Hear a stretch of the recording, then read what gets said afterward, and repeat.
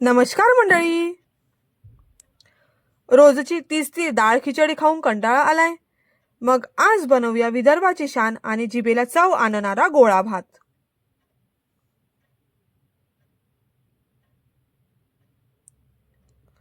सुरुवातीला तुरीची बारीक डाळ, बारीक नसेल तर नॉर्मल डाळ पण चालते, तिला मिक्सरमध्ये बारीक भुरका करून घ्या.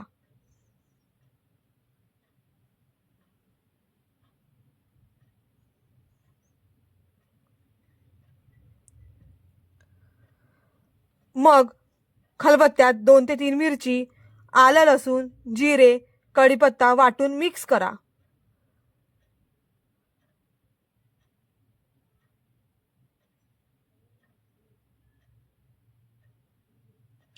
आता टाका चवीनुसार मीठ, आवडीनुसार लाल तिखट, किंचित हळद, जिरेपूड, बारीक चिरलेला सांबार टाकून मिक्स करा. लक्षात ठेवा, हे मिश्रण गरम पाण्यानेच भिजवायचे.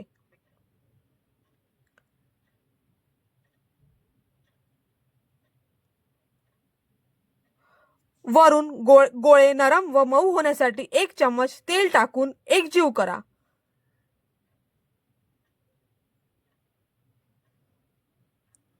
आता कढईत धुतलेले तांदूळ व पाणी घाला. भाताला चवीसाठी थोडं मीठ टाका.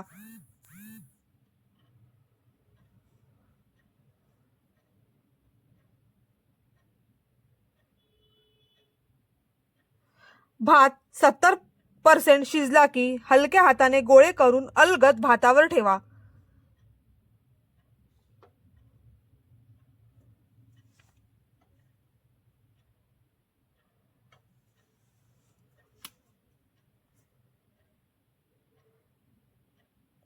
व वरून ताटली झाकून पाणी ठेवा, म्हणजे वाफेने गोळे छान शिजले जातात.